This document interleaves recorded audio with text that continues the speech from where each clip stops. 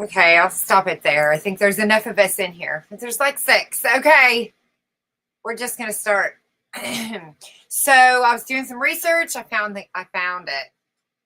This guy is the meaning of life.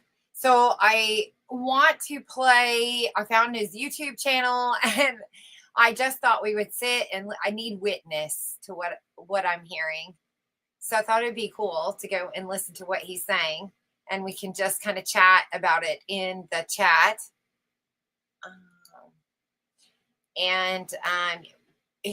So who did I find? Let me swap my thingies.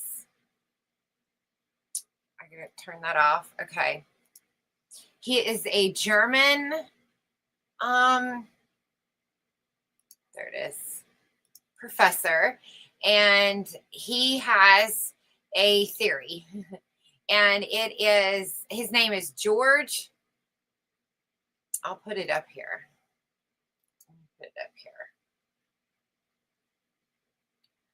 Okay. And I found out that there is Piagetian is like people who use Piaget as a model. So I didn't even know that was a term, but I'm in that club now because I was already in that club. I just didn't know they had a club. And this is his name. It's psychogenic development of humankind, not the meaning of life, but it is the meaning of life. It's just he translates it into proper language, so it's really easier to understand now. So I was listening to this. I started it over, and I thought that we could just listen together, just so that there's a witness to the event that's taking place right now. Okay, so here we go. All these years, 10 years, I've been putting this together, and I finally found someone who's put it together in a better way. So I thought we would listen. I'm sitting here listening to it anyway, and I thought we could sit and listen to it together and note interesting things that he makes. He sparks thoughts in my mind. So anyway, let me get rid of that. Where is that? Okay, there we go. And then we'll just go from there. And I'm going to make myself bigger and him there because he's just talking. So he's talking into the camera. So we can look at my cute little girl. Because the world is scary and I just want to roller skate. That is the image there, meaning behind that. Okay, I'm shutting up now. I'm moving to the chat. Okay, you guys. All right. No. Whoops, that wasn't what I meant to do.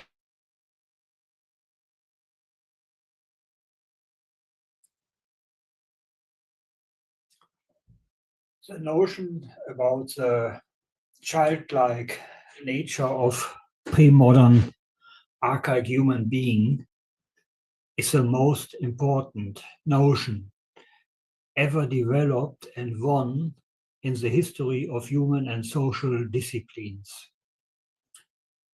That archaic or primitive adults stood on stages typical for children in modern society, aged between the 4th and the 10th year of life, is absolutely strange, remarkable, astonishing, and at first glance almost incredible. However, whatever we take to prove of the equation between children's stages and those of ancient or pre-modern humankind, whatever we take as example, we see the full evidence for the equation. We can take the belief in animism or the animistic schemata, or we can take the magical belief, or we can take the belief in metamorphosis. We can take the several forms of conceptual realism. We can take the forms of logic, the understandings of causality and chance, probability and necessity. We can take the moral ideas, the ideas about law and politics. Everywhere we find the full identity between the archaic adult psyche and that of the child. When we take, for example, the first 6 books of Jean Piaget, he had written in the 20s and 30s of the past century. For example, La représentation du monde chez l'enfant, or la causalité physique chez l'enfant, or le jugement et raisonnement chez l'enfant. Every single piece Piaget described in these books are also to find in the core and in the center of the archaic adult psyche, as it is reported from ethnological textbooks and other books and researchers. There is not a single gap between that what stage theory describes pertaining to children and the descriptions pertaining to archaic adult psyche. There is a full identity without any gap, without any exceptions. The problem is that while the child aged 4 to 6 or even 4 to 8 may not be able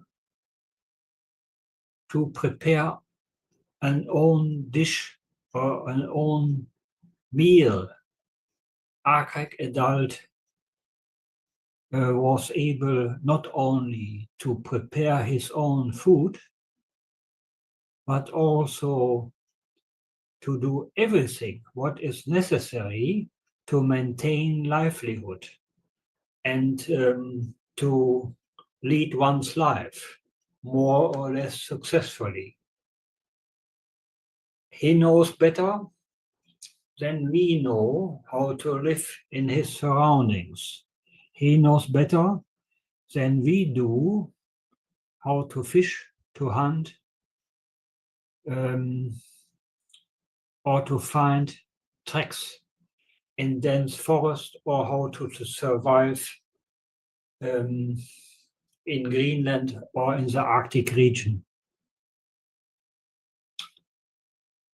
And how we can explain this difference between a low psychological stage and skills and abilities that do not match to those of children aged 4 to 7 or 4 to 10. The first thing we have to consider is when we, for a moment, reason about the possibilities and the abilities of animals, for example, of birds, how they find their way when they fly at high speed through a dense forest without big problems. It is impossible to explain this by instinctive behavior.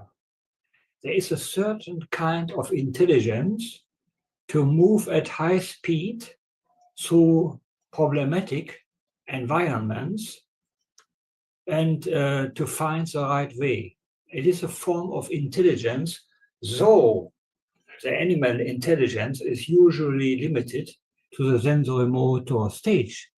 And these animals do not attain the stages of children aged 5. And this is the first idea to understand why it is possible for an archaic adult gaining knowledge and skills to a certain extent, to a certain stage, so being on the pre-operational stage, so being similar or even identical pertaining to the understanding of causality, nature, logic, law, and so on. That is the first idea we must have to understand this coherences that surmount abilities of usual social scientists to cope with and to deal with. The usual and common social scientist is not able to look through these problematic and complicated structures, because when he focuses on the abilities of archaic adult person, he is not anymore capable to consider the evidence that shows the equation between the pre-operational stage and the psychological life of archaic adult human being. But we must take together these two paths, and then we can understand that when you stay on the pre-operational stage over years and even over decades, then you can accumulate knowledge and skills the pre-operational child has not. And in any case, this is the strangest and most remarkable fact, one in social sciences over the past centuries, that the archaic human being stays on the stage of a child. And therefore, the theory of the psychogenetic development of humankind is the most important notion of social sciences. That humankind went from the pre-operational over the concrete operational to the formal operational stage. And that the formal operational stage is a recent phenomenon. This is the most fundamental description of the psychological life of peoples in history. We have now deeper formulated and deeper founded knowledge about humans than that knowledge that describes that the archaic human being stood on the pre-operational stage, that humankind went over concrete operational to formal operational stages, while the modern human being is usually staying on the formal operational stage. This is the most fundamental description of the psychological life of peoples. And therefore, the structural genetic theory program, who has fully evidenced and encompassingly described this fact, is the most pertinent theory of sociology, psychology, history, ethnology, and all other social and human disciplines. And in every single social and human discipline, the structural genetic theory program or the stage theory should be the eminent approach. And the structural genetic theory program is the only theory ever developed in the history of sciences to encompass all other disciplines under one common roof. When we compare now the genetic epistemology of Jean Piaget with the structural genetic theory program I have developed over the past 40 years, we must come to the following conclusions. Jean Piaget has described the development of children. He has developed his theory to find a key to understand the history of humankind. That is, he wanted to achieve that, what I have done over the past 40 years. He wanted to use and to apply child psychology to develop folk psychology, to develop a historical psychology. He wanted to understand the history of mind, reason, philosophy and sciences, culture and society by the means of child psychology.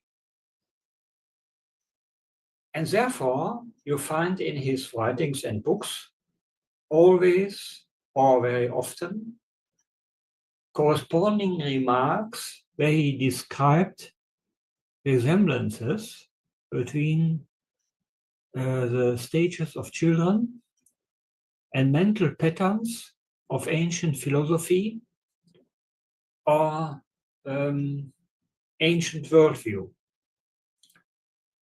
You find these remarks only in short sections or in a few sentences,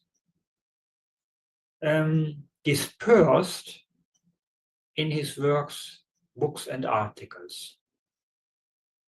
If you would collect all his corresponding remarks, you could complete 1, 2, or even 3 monographs. But actually, they are dispersed here and there in his books and articles. He wrote only 1 monograph where he made an exception to this method, Psychogenèse et l'histoire des sciences of 1983, is the only book he wrote where he devoted the application of child psychology to history. This book is devoted to the transfer work of child psychology to history, to the history of sciences only. And there in this book, he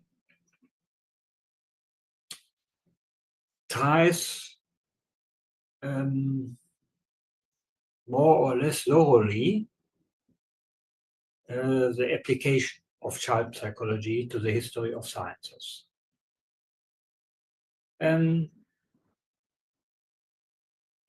all his other books,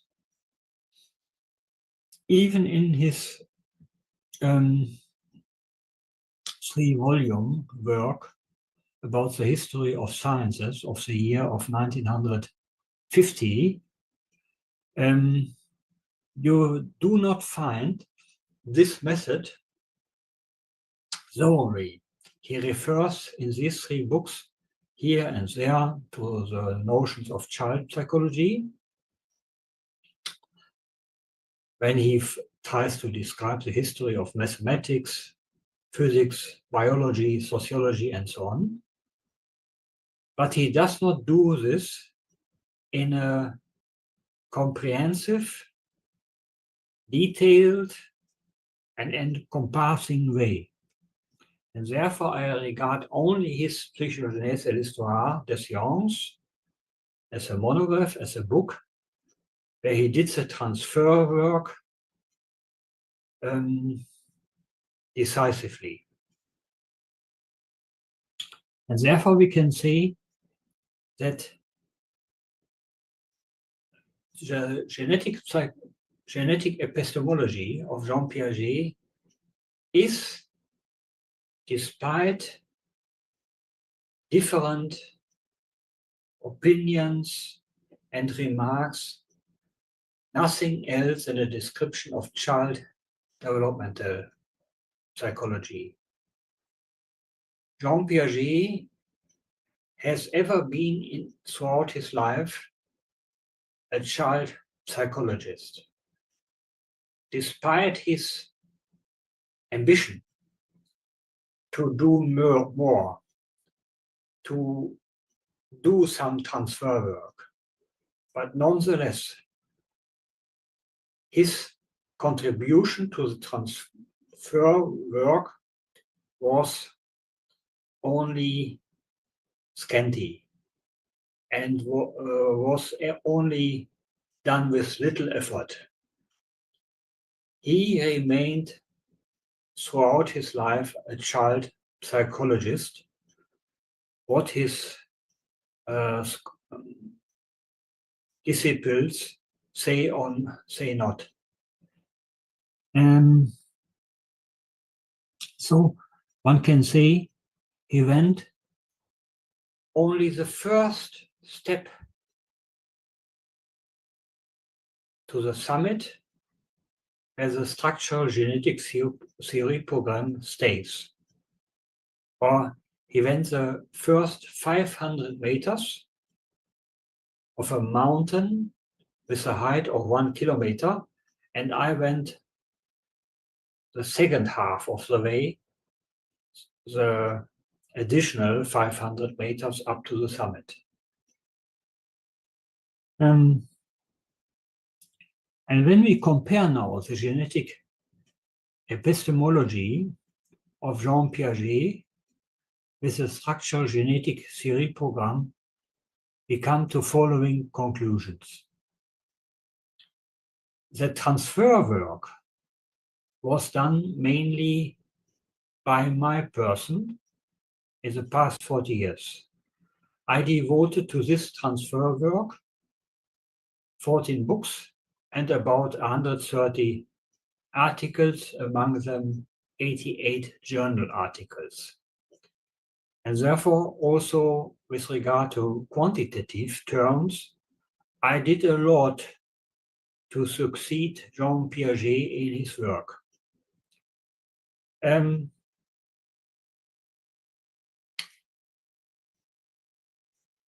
That children go through stages is not very much astonishing and surprising. But that is what Piaget had shown. Piaget showed something that is not so surprising, because what else should discriminate a suckling or an infant from an adolescent when not stages? So that the archaic adult human being stood on the pre-operational stage is by the factor 100 more surprising, astonishing, remarkable, and breathtaking than the notion that a child aged 5 is on the pre-operational stage. And I have evidenced, and I'm the only one who has done this, that everything Piaget described pertaining to children is relevant, crucial, and manifest in the psyche and personality of archaic human being. And this notion is by the factor 100 more relevant, more informative, more breathtaking than that what Piaget has done. And therefore, I would say that the structural genetic theory program is seen from this point of view more important, more breathtaking, more relevant and pertinent than the theory of Piaget himself. And therefore, I come to the conclusion that the structural genetic theory program is the most important successor of the genetic epistemology of Jean Piaget. It is the most eminent offshoot of Piagetian theory. It is the most relevant developer of Piaget's theory. And therefore, I see my work as a most relevant succession of Piaget's theory. I have done that what Piaget always wanted to achieve. I have realized his life goal, something he did not accomplish, because he hesitated to do the transfer work in a full way. He hesitated and was insecure how far one could go to do the transfer work. You find in his writings remarks where he doubts into the equations, where he doubts into the childish nature of an archaic human being. And then some books or some articles or some sections later, he repeats the description of the identity, of the resemblance. But he always hesitated to do the transfer work in a comprehensive and fully elaborated way. He was insecure. He doubted, he hesitated. And I showed that the equations are complete and do not leave any gap, something he didn't understand. And therefore, my work is the consequence of Piaget's ambition himself. My work is that what Piaget always wanted to carry out. And therefore, it is a tragedy that he could not anymore encounter my work. The first pieces of my work appeared or were accomplished or were written down 7 years after his death. And this is a great tragedy that he could not anymore enjoy that what I have done over the past 40 years.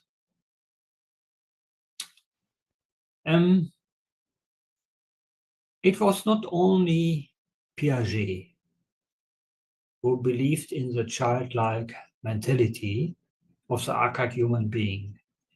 In sociology, it was mainly Auguste Comte, the founder of the discipline, and Norbert Elias. He is said to be the last classic of sociology. The three stages law of Auguste Comte's sociology resembles to Piagetian stage theory in a remarkable way. The theologian phase resembles the pre-operational stage. The stage of metaphysics, limited to early modern Europe, resembles to the concrete operational stage. And the positive stage resembles to the formal operational stage. And according to Auguste Comte, the positive stage came into being in the 18th century. Not so far away from that what I assume to be the beginning of the formal operational stage. And Auguste Comte understood that there are strong resemblances between archaic human beings and children, and that cognitive maturation of the modern humankind has something to do with growing cognitions and cognitive maturation. And Norbert Elias said that the only sociologist he ever appreciated was Auguste Comte. And I can understand Norbert Elias very well with this contention. And Norbert Elias followed the idea of Auguste Comte more or less in his theory of civilization, published first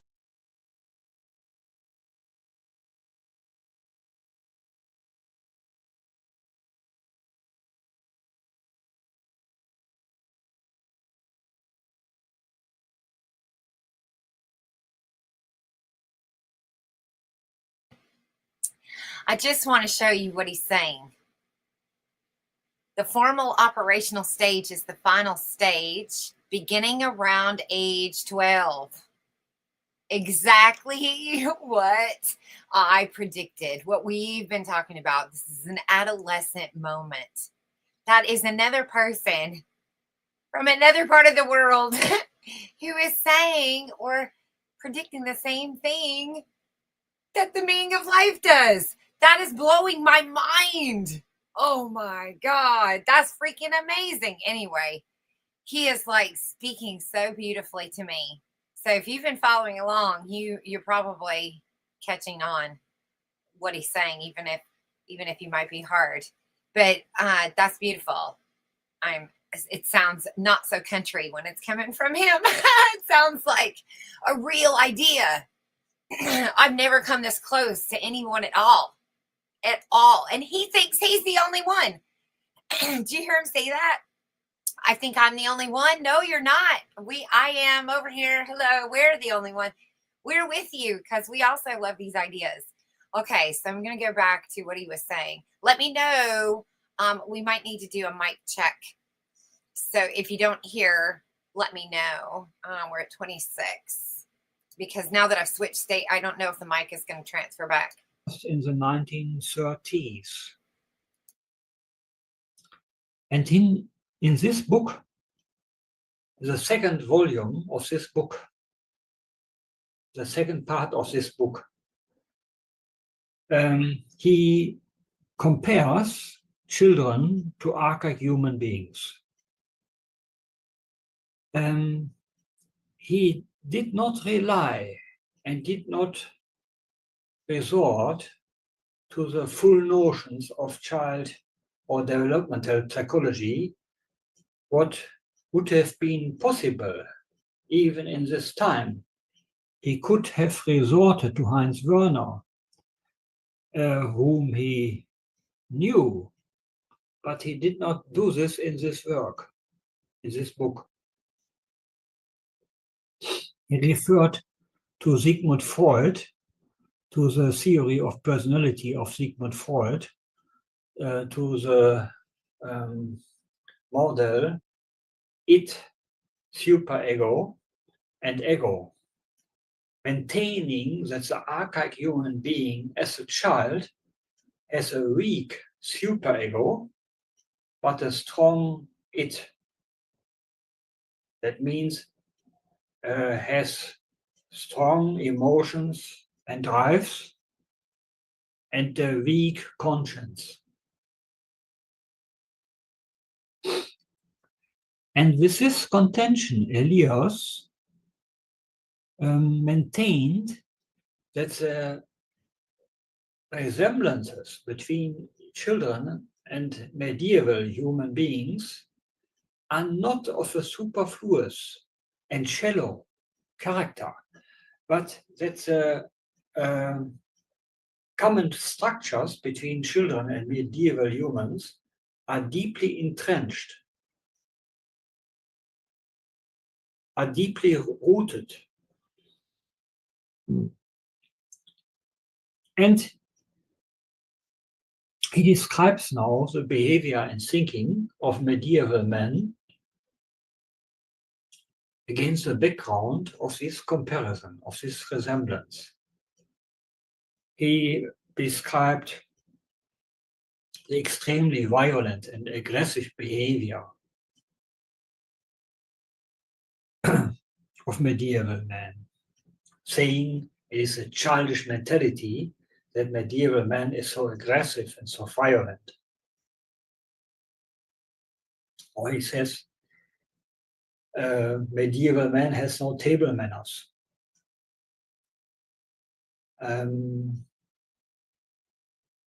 That he has no feeling for social distance.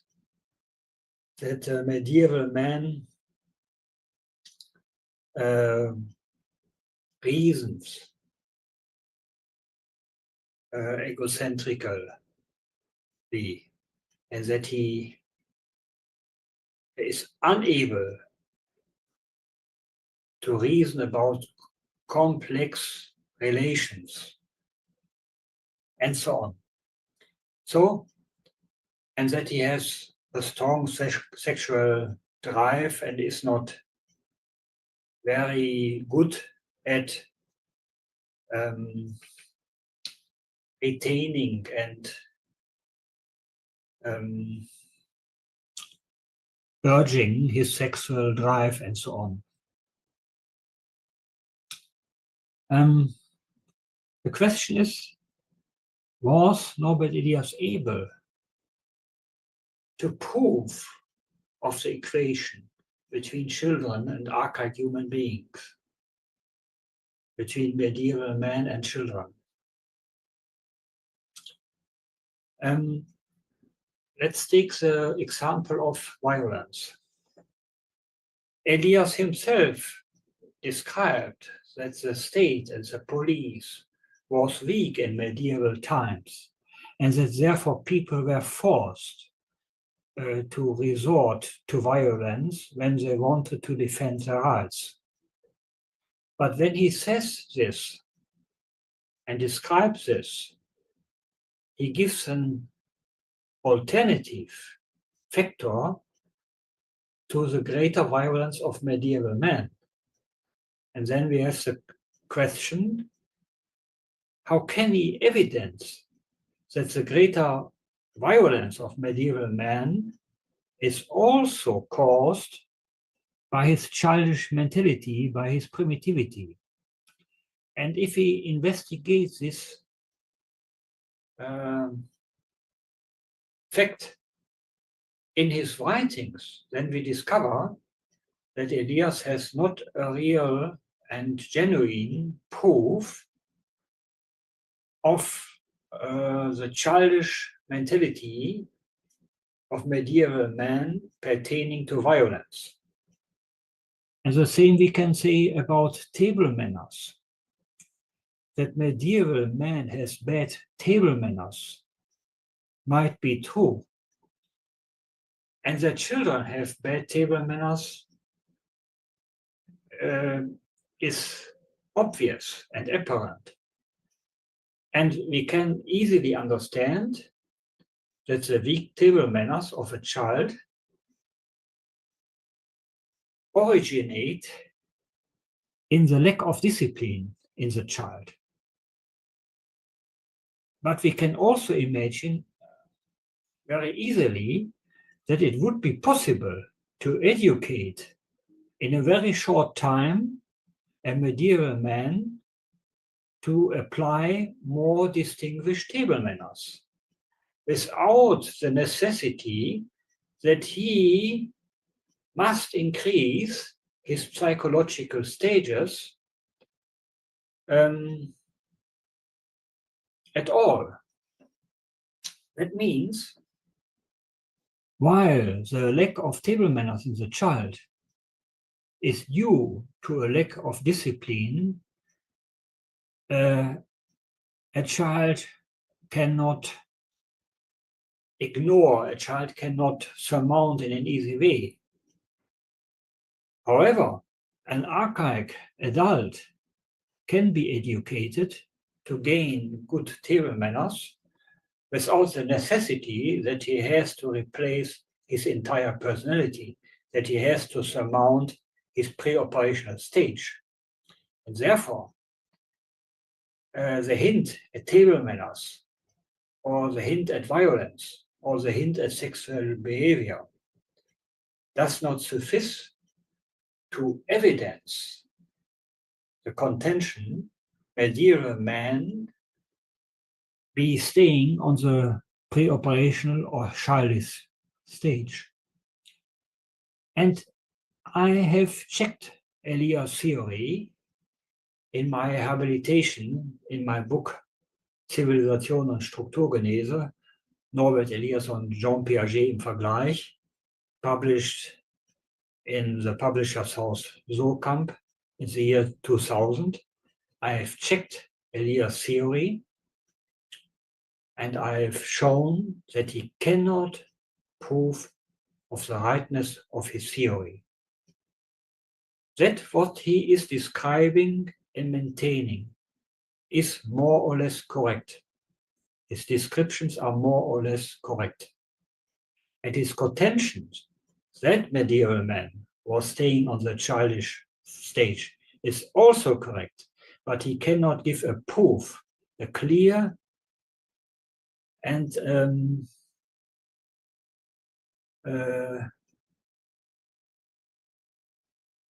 convincing evidence.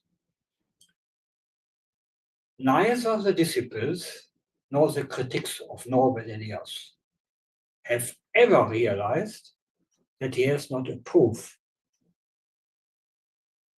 Most of his disciples neither understood his theory at all.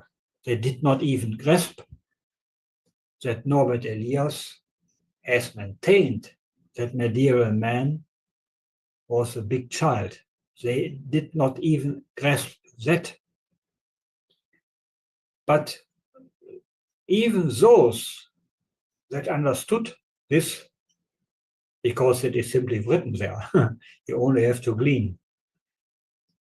But even those who have understood this did not understand the lack of evidence in his book. Elias became famous with his editions of civilization theory during the 1970s. And this has to do with the fashions, vivid and present at that time. Cultural relativism has not gained an overweight in social sciences and human disciplines at that time. At that time, there lived still a lot of scientists or sociologists or so that were born in the 1920s and were educated at a time where cultural relativism was not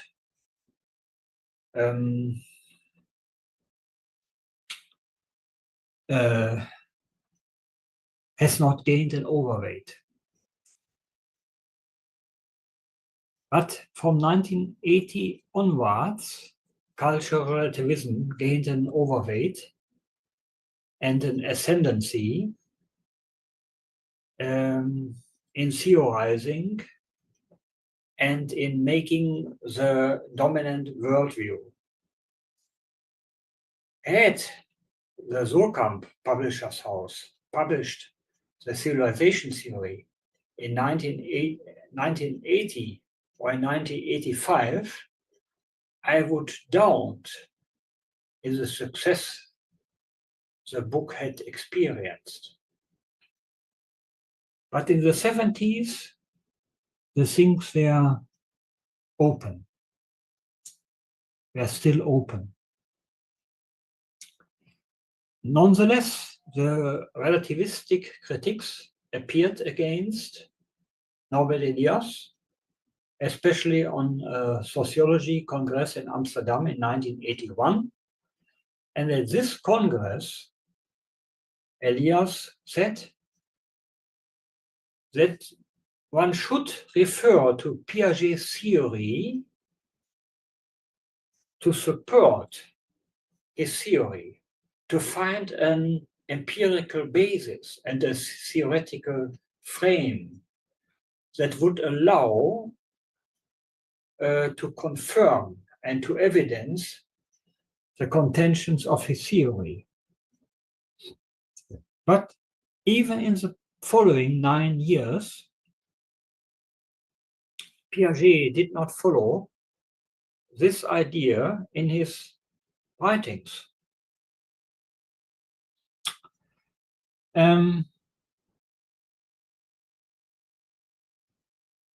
That means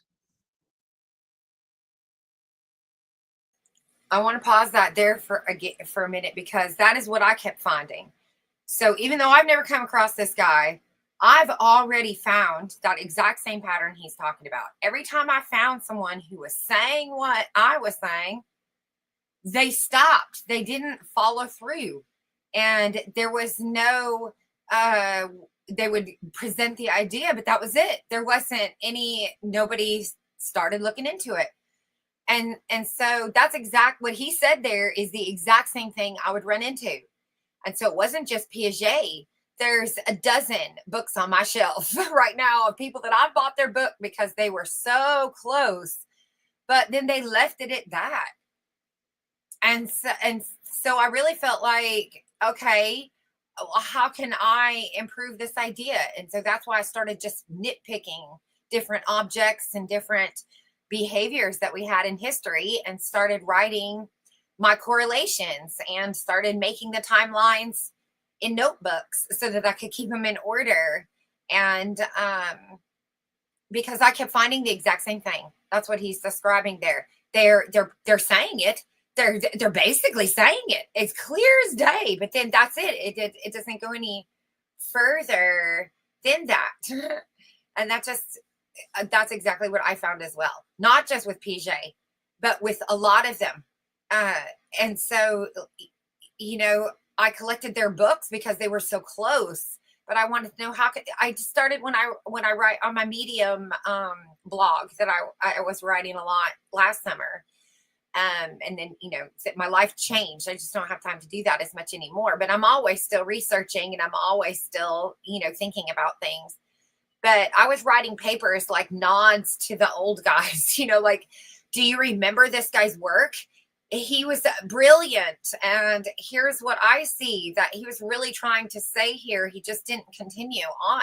So I don't know, I think I have 4 of those blog posts, but I could write 100 more. It was, just, so I totally get what he's saying. I feel like he's speaking my language, even though it's hard to understand. But that's exactly what I kept running into. The idea has been sitting there on the shelf collecting dust, and it's not been put together yet. And okay, see ya, Charming. Yeah. So that is just interesting that he brought that up as well, because I had also noticed that. Let me go back to what he was saying. I'll be quiet again. The civilization theory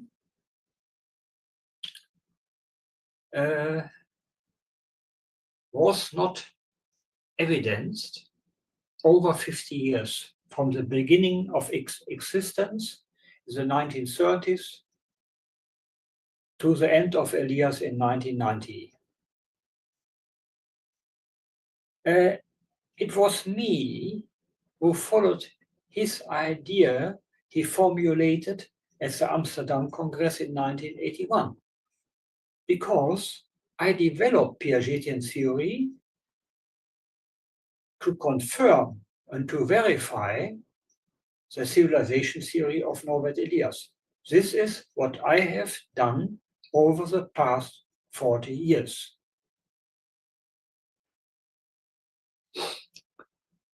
And I showed the lack of evidence in his theory, and I brought the evidence that was needed to evidence the childish character of medieval man, and to evidence the psychogenetic development of humankind, going from the pre-operational to the formal operational stage, from childish to adult structures.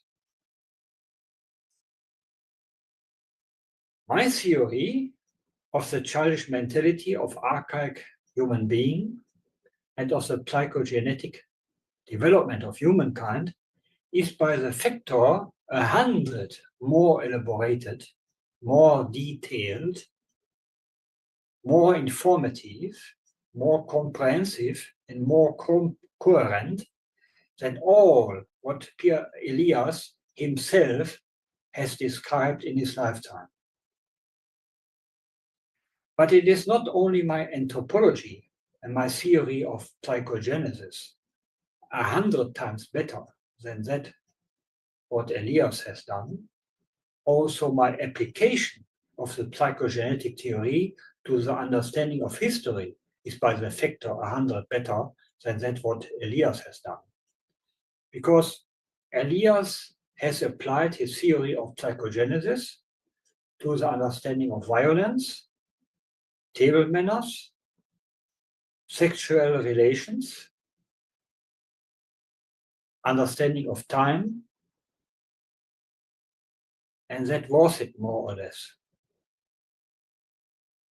Elias did not apply his theory of civilization, his theory of psychogenesis, to the understanding of the history of politics, arts, philosophy, sciences, law, morals. But that is what I have done. And Elias also did not apply his theory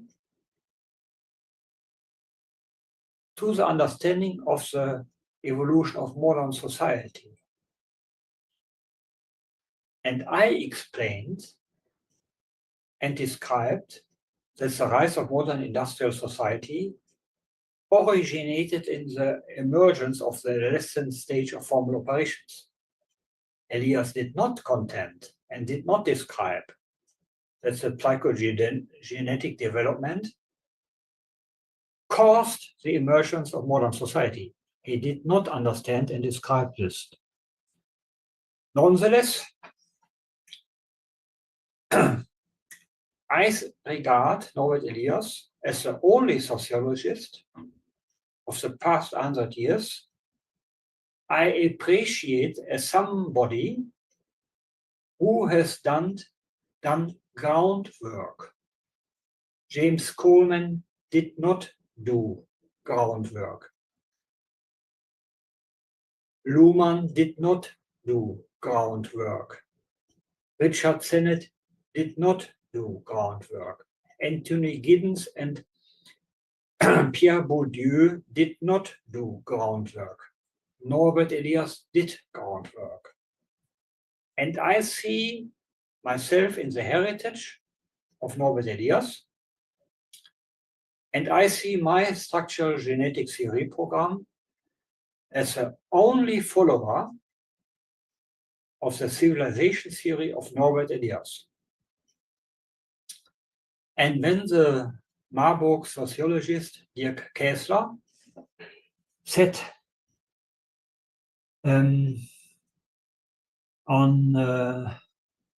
anniversary of Norbert Elias in Essen in 1991, that the future of sociology will depend on the understanding and involvement and resort to the civilization theory of Norbert Elias, then I support this thesis, but saying that the structural genetic theory program is a real follower of the civilization theory and is much more elaborated than the civilization theory of Norbert Elias. Let's come to a third group of scholars that should be compared to the structural genetic theory program. And I think here about theoreticians of ethnology. To me, ethnology is the most interesting social and human discipline, apart from developmental psychology. There were scholars with a greatness and ability sociologists never had. Edward Tyler, James George Fraser, and Lucien de Vibreuil were scholars of a greatness not one sociologist has ever reached without perhaps those who followed Piagetian theory in a right manner. These scholars are the first rank, are the first station in the international social and human disciplines. The knowledge of Edward Tyler, manifest in his book Primitive Culture, is unsurmounted. It is one of the best books ever written in the history of human and social disciplines. There was not one sociologist, not one ethnologist, who wrote such a great book after 1950. And I see the same realized in the work of James George Frazer, who can be said to be one of the greatest scholars who have ever lived in the social and human disciplines. His knowledge is unattained, unreached, unparalleled by any other author. His knowledge about the history of religion, myth, customs, manners, and so on, is of a fullness and greatness that can't be compared. And especially Lucien Levy-Bruhl, who wrote between 1910 and 1940 7 books about the primitive mind and primitive worldview. These books are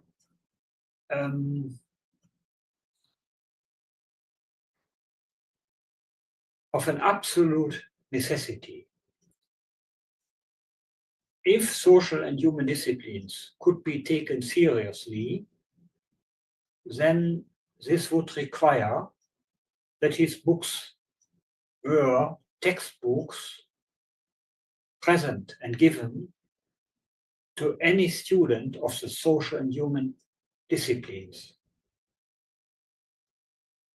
Every person who accomplishes a bachelor or a master in the social and human disciplines should have studied the works of Lucien Levy-Bruhl. And these 3 authors, Tyler, Frazer, and Levy-Bruhl, were once well known and well accounted across the social and human disciplines.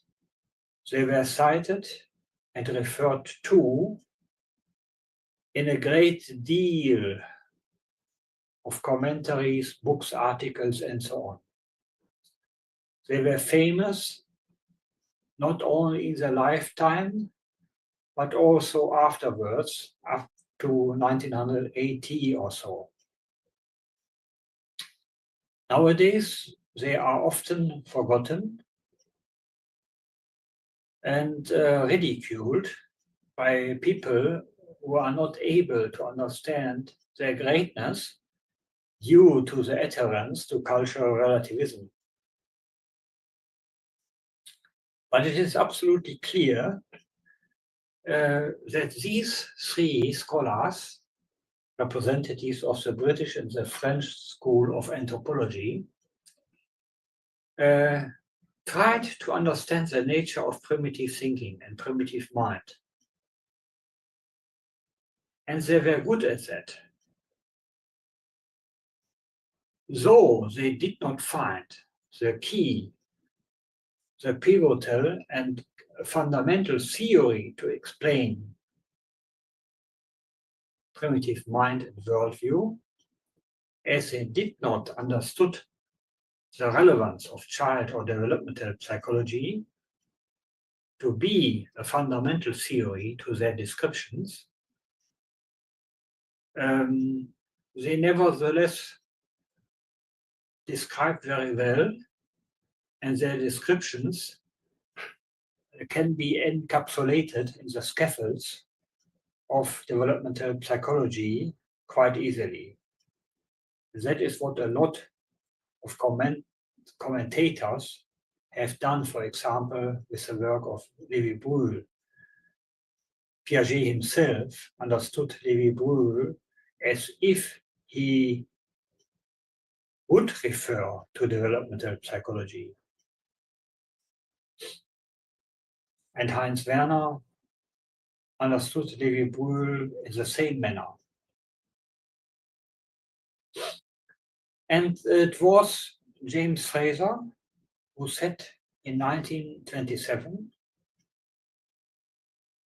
that those anthropologists of the future who would resort to child or developmental psychology would be those who would find the key for a proper understanding, and that these scholars would be the Darwins and Einsteins of the anthropological disciplines. And that is something the Orientalist and Egyptologist Hermann Schneider already maintained in his book Kultur und Religion der alten Ägypter of the year 1909. And that is the case. I see my theory in the heritage of the French and British School of Anthropology, in the heritage of the achievements of Edward Tyler, James Fraser, and Lucien Lévi-Brühl.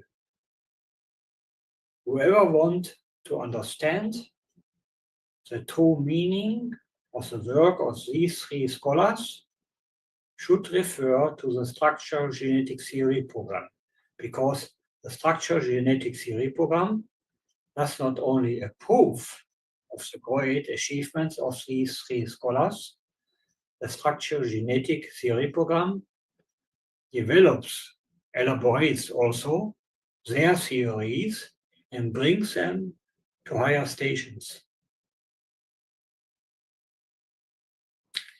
And when we compare this now to the current human and social disciplines, we see the great difference. That what is done in the hyphen sociologist cannot compete with the structural genetic theory program. Authors working in the hyphen sociologist, let's say people who work on religion and make sociology of religion, these people have not the slightest idea how to explain the existence of religion, how to explain religious history. They know nothing about the fundamentals of religion. Or let's take sociologists. It's me chiming in again. Okay, now what he's talking about is the way that we interpret the information we have from history. And that's one of the things that I was running into as well.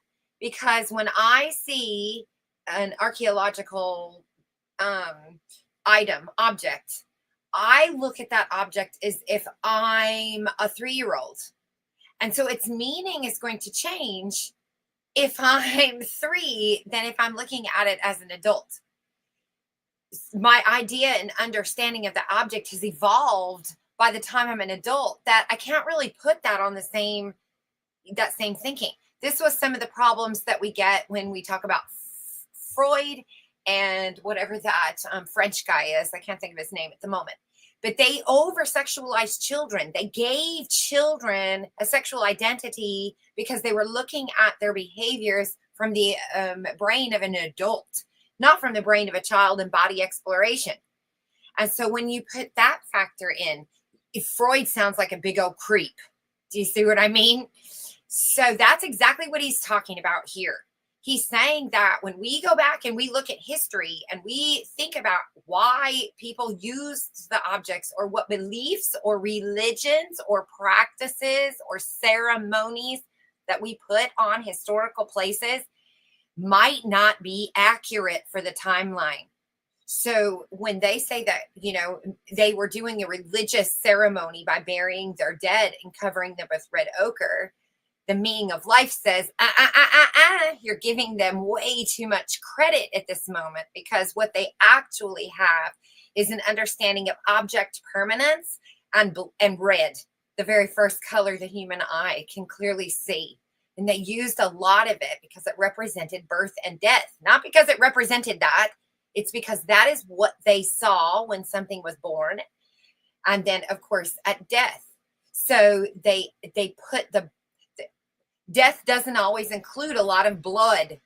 So by covering it with ochre, I'm introducing that back in. That's not a symbolic religious. That is the mind of a baby.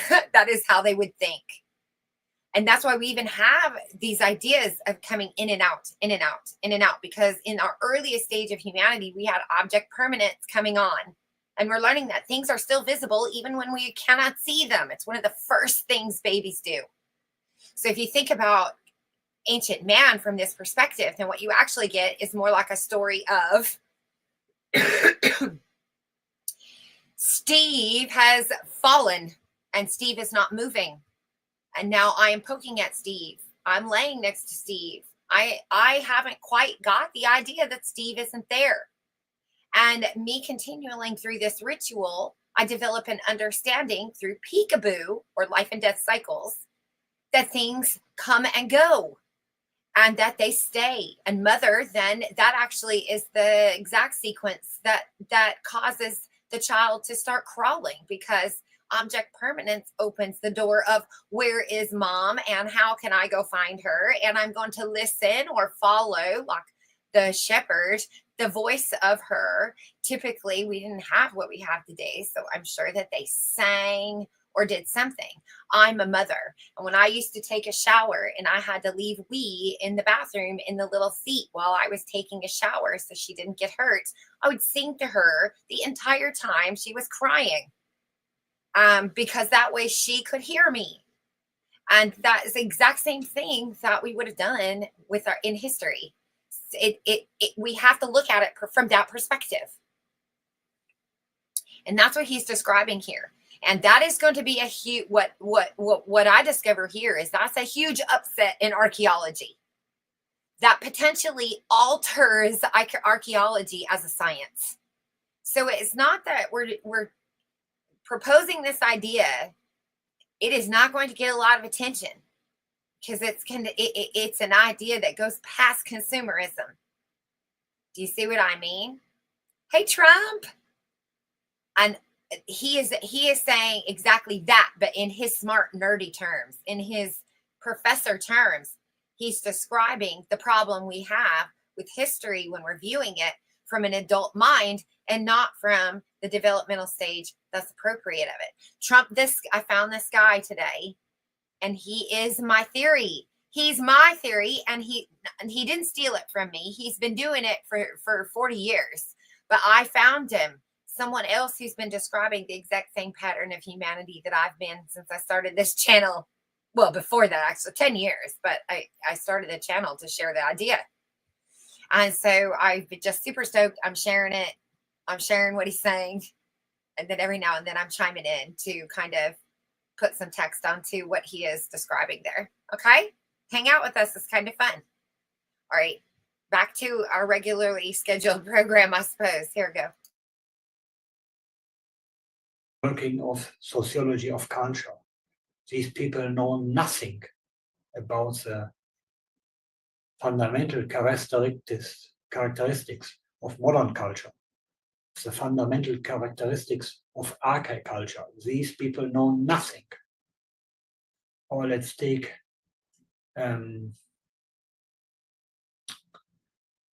people working in the field of sociological theory.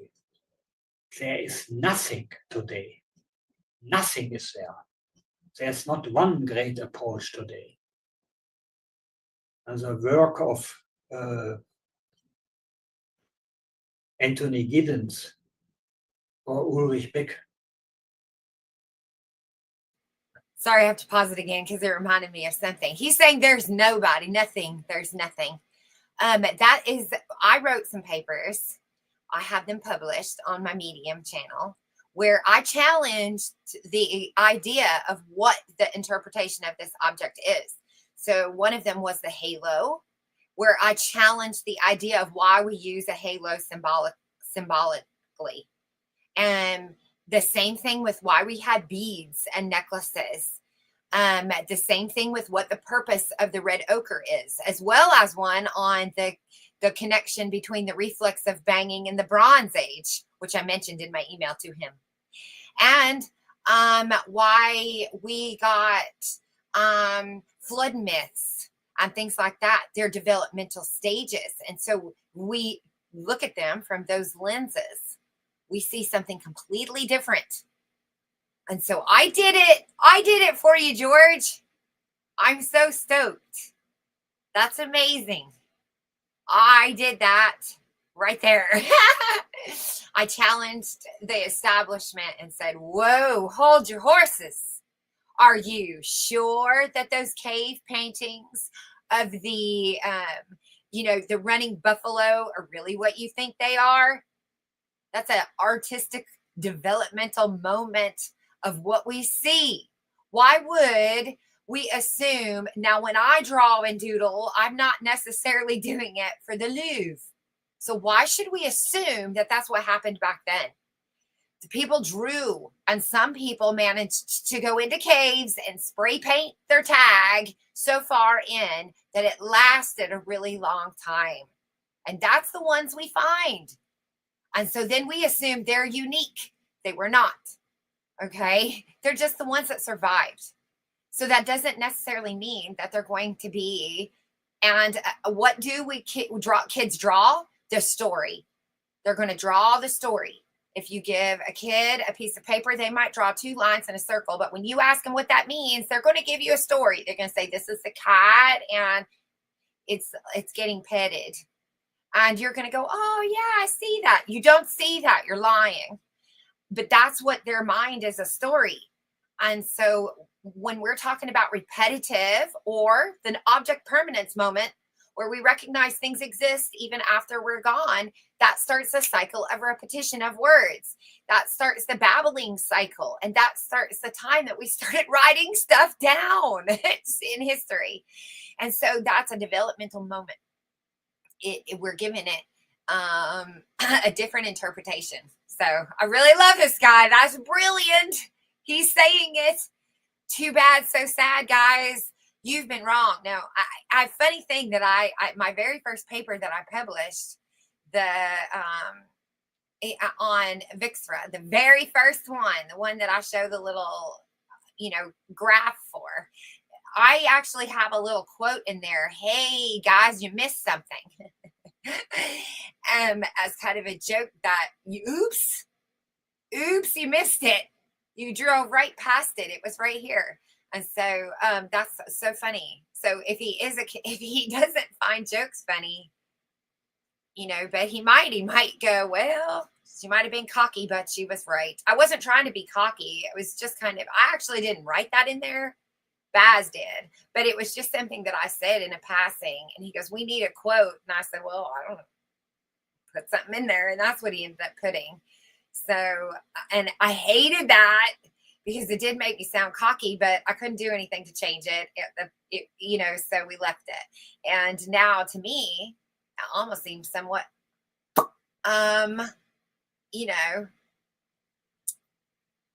positive accidental. I don't know. What would you call it? Anyway, you get the idea. Okay. I'm shutting up again. Or Pierre de Bourdieu or James Coleman. These people know nothing about the fundamentals of the historical development of humankind. They know nothing about the psychogenetic development of humankind. And therefore, it was quite clear that Norbert Elias was unable to appreciate Talcott Parsons or George Herbert Mead or other sociologists. He did not appreciate these guys as great scholars. And nor do I. I follow Elias in his contentions. In his contention, he formulated in 1968 in the introduction of his civilization theory, where he writes that sociologists like Durkheim and Weber and Parsons have simply not the reflectivity to understand the psychogenetic development of humankind. That's quite right. And that's the same situation today. Sociologists of today simply have not the ability, the reflective intelligence to understand what is crucial pertaining to the history of humankind. And that explains why sociologists of today appreciate very much the work of Niklas Luhmann or of Michel Foucault. One could assume that Niklas Luhmann and his system theory is something that resembles to civilization theory and structural genetic theory program as he describes the development of religion, politics, economy, arts, and so on. But when you study his theory, then you see that the system theory has not the means, has not the tools to describe the archaic patterns of law, the archaic patterns of morals, the archaic patterns of politics and arts and so on. His theory can only perceive archaic structures, but cannot explain them, cannot discern them, cannot address them in a genuine and true manner. And therefore, the system theory can also not explain the historical transitions and trajectories and cannot understand the modern structures of these phenomena, of these cultural areas, and describe the specific and unique ways of modern and current manifestations of these cultural areas. System theory is divided and separated from reality as his theoretical tools are incapable to address and to explain the true historical movements. And therefore, if a person, a scholar, has a certain stage of scientific intelligence, then he sees immediately the immaterial and third-class worth of system theory. And it is worse with Michel Foucault. Michel Foucault is said to be the most cited scholar in social and human disciplines over decades. But what he has to offer, let's take his work Les mots et les choses of 1971. What is there to find? He describes there that the idea of resemblance is the core principle of medieval thinking. When we want to understand the nature of medieval thinking, we must refer to the principle of resemblance, he tells there.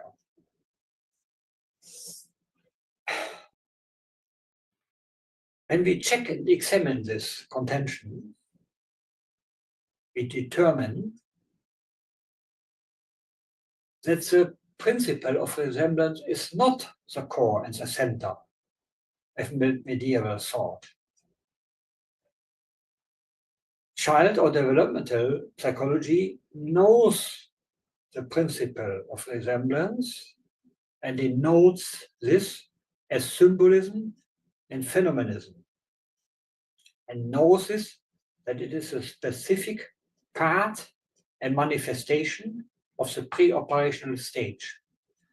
The pre-operational and the concrete operational stages are the foundations of medieval thought. And the modern way of thinking is made by the formal operational stage. When you compare this description with that of Michel Foucault, you find a difference between the factor 1000 and the factor 1. The stage theory is by the factor 1000 more developed and elaborated than the simple and primitive description of Michel Foucault. And therefore you can see that modern social scientists are completely incapable to discriminate between charlatanerie, dilettantism as a second block, good craftsmanship as a third block, and great science as a fourth block. They do not know whether they have before them charlatanerie, dilettantism, craftsmanship, or great science. They take dilettantism as great science, and they take great science as dilettantism, because they are unable to examine theories from a bird perspective, because they are on a stage where they look at theories from below to above. Therefore, they cannot take a bird perspective from where it is possible to discriminate correctly between dilettantism, craftsmanship, and great theory. And therefore, they are unable to understand and to compare Lucien Levy-Bruhl with Michel Foucault. When I compare Lucien Levy-Bruhl with Michel Foucault, I see a difference between a genius and a dilettante. And if you cannot see this, then you are not a great scholar, then you are not a great scientist. It will need centuries until social sciences of today will become that what biology or physics is even today. And the structural genetic theory program is discriminated from all other approaches by centuries of development.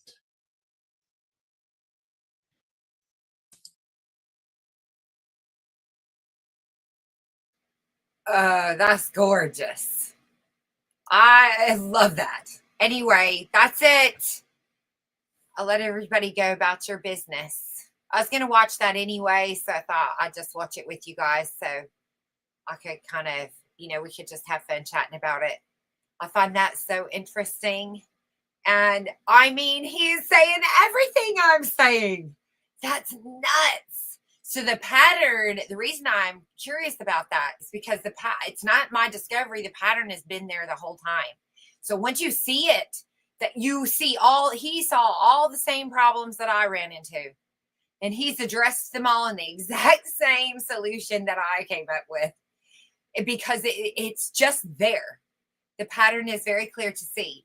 And you have to, then it changes your next perspective, which alters your next perspective. So, it isn't there. It stops becoming basically a theory. And if you accept it at its value, it sends a ripple or a butterfly effect throughout history, changing the dynamics of what was going on and what our history books have told us about these stories.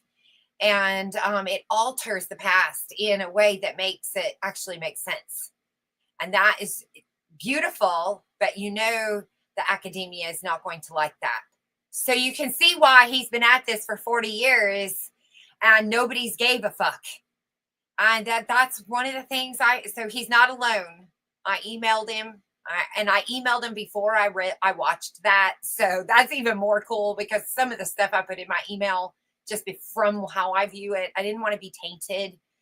So I just wrote it. And if I didn't send it, I would have altered it after I watched it. So, I just raw sent so that my information came from me, not from influence. And that way it sounds, you can clearly see that I'm looking at the same thing.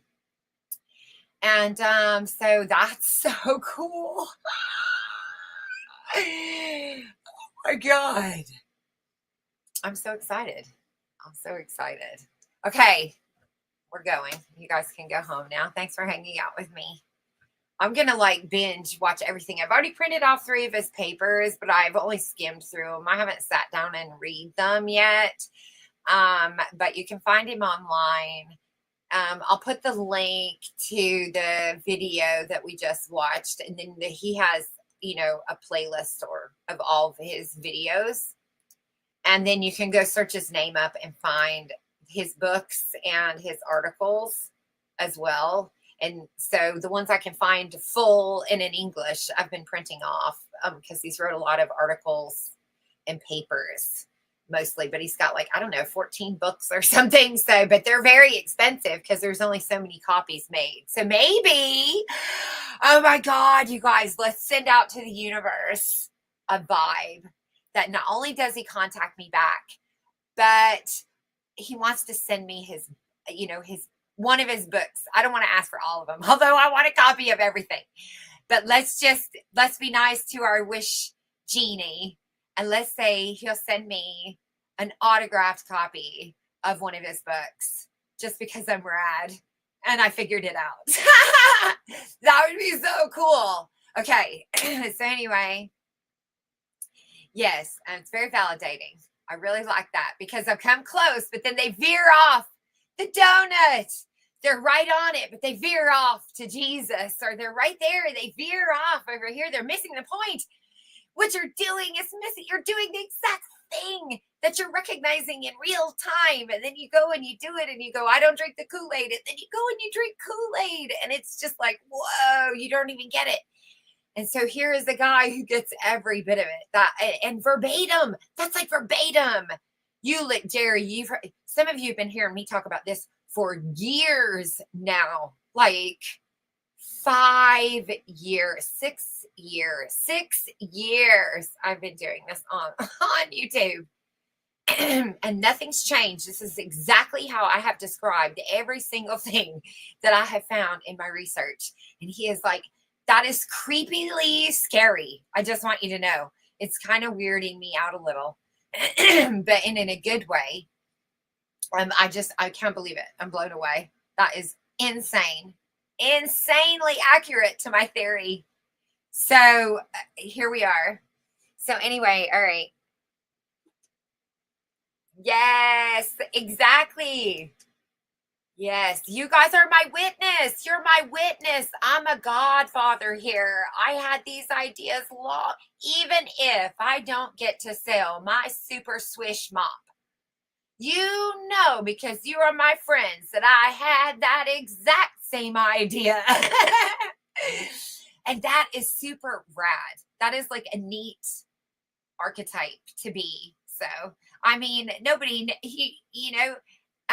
not getting any credit, but that's not the point. The point is, I also invented the mop.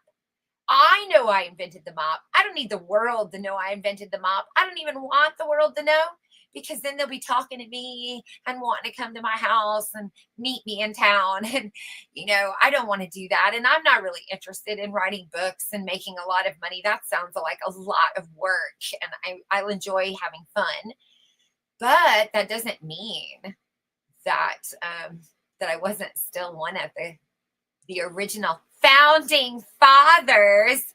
Ooh, I'm a founding father. I know it was.